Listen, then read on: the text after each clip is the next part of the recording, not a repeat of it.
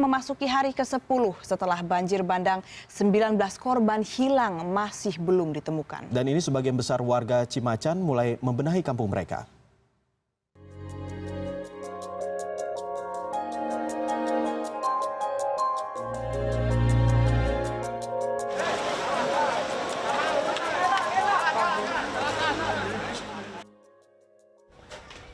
Banjir bandang telah usai, namun masih menyisakan kenangan pahit bagi warga yang kehilangan anggota keluarga. Enti salah satunya, anaknya Supriyatna masih belum ditemukan. Cepat ketemu ya anak saya, tahu dari mananya, cepat ketemu jasadnya. Umur berapa, Bu?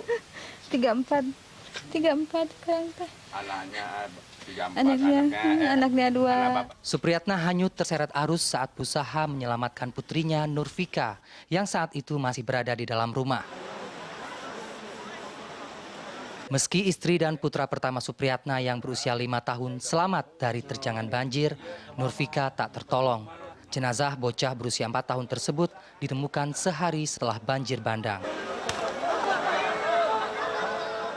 Enti dan keluarga telah mendatangi Rumah Sakit Guntur untuk tes DNA. Ia berharap jenazah anaknya yang berusia 34 tahun segera ditemukan agar dapat dimakamkan dengan layak. Meski masih ada yang kehilangan keluarga seperti Enti, warga Kampung Cimacan kini mencoba bertahan dan melanjutkan kehidupan. Bersama tim gabungan Satgas Penanggulangan Bencana, warga Cimacan gotong royong memulihkan sarana prasarana di desa mereka. Mau sampai kapan saya nunggu direlokasikannya, ya sampai kapan pemerintah mungkin nggak sampai 1 bulan, 2 bulan, belum tentu gitu Pak. Banjir bandang yang menimpa Kampung Cimacan Garut terjadi pada Selasa malam 20 September 2016. Hingga kini 19 korban hilang masih belum ditemukan. Roni Satria, Garut. Dan untuk mengetahui informasi terbaru terkait hilangnya korban banjir bandang Garut, kita telah terhubung dengan koresponden CNN Indonesia, Roni Satria. Halo, selamat pagi Roni. Roni, sepertinya cuaca di sana sangat kondusif dan di belakang Anda pemandangannya sangat indah ini. Bagaimana proses evakuasi korban sendiri? Iqbal dan Anissa, selamat pagi. Ya, pencarian korban di hari ke-11 ini masih terus dilakukan oleh tim SAR, namun memang belum membuahkan hasil hingga hari ke-10 kemarin. Dan kalau kita lihat hingga jumlah masih 19 yang diperkirakan masih berada di sekitar Waduk Jatigede, Kabupaten Sumedang, yang menjadi titik fokus pencarian dari tim SAR saat itu. Dan kalau kita lihat beberapa penghalang ataupun hambatan, banyak sekali sampah-sampah kayu di kawasan Waduk Jatigede tersebut yang perlahan sedikit demi sedikit diangkat oleh tim SAR, baik dengan menggunakan eskavator apung dan juga dengan menggunakan jangkar tali, sehingga sedikit demi sedikit kayu-kayu ini dikembalikan ke daratan untuk bisa melihat apakah ada jenazah yang tertimbun di bawahnya. Ini yang cukup menyulitkan mengingat ini daerah kawasan rendah ataupun hilir, sehingga banyak sekali sampah-sampah dan juga terlebih dari hal itu ada kayu-kayu, bambu dan juga ranting-ranting yang banyak sekali berada di sekitar sana, sehingga juga sulit bagi para tim SAR untuk bisa mencari di mana lokasi jenazah. Namun dari tim SAR sendiri terus melakukan upaya pencarian ini meskipun cuaca beberapa hari ini bisa dikatakan cukup cerah. Tidak ada lagi hujan seperti pada tanggap darurat tahap pertama 7 hari pertama, hampir setiap harinya hujan dari sore hari hingga malam hari. Namun berbeda dengan beberapa hari saat dari 3 hari yang lalu, hujan bisa dikatakan intensitasnya cukup rendah dan setiap harinya bisa dikatakan cerah. Nah, untuk jumlah sendiri ataupun yang penting sekarang kita lihat adalah selain dari evakuasi dan juga bagaimana penyelamatan korban yang sudah diungsikan, tentu tanggap darurat ini juga terkait dengan pemulihan sarana dan prasarana. Kemarin saya melihat di salah satu kampung Cimacan, di mana ini merupakan salah satu titik parah dari terjangan banjir bandang Garut ini, dan di sana mereka sudah mulai melakukan upaya pembangunan desa mereka kembali, membangun MCK, bagaimana mereka saling bergotong royong bersama Satgas Penanggulangan Bencana. Mereka berupaya untuk survive seperti itu, karena kalau kita lihat tentu saja masa pengungsian sekitar 2 hingga 3 bulan yang diperkirakan tentu tidak akan bisa membuat mereka bisa beraktivitas. Dan inilah salah satunya cara rehabilitasi secara perlahan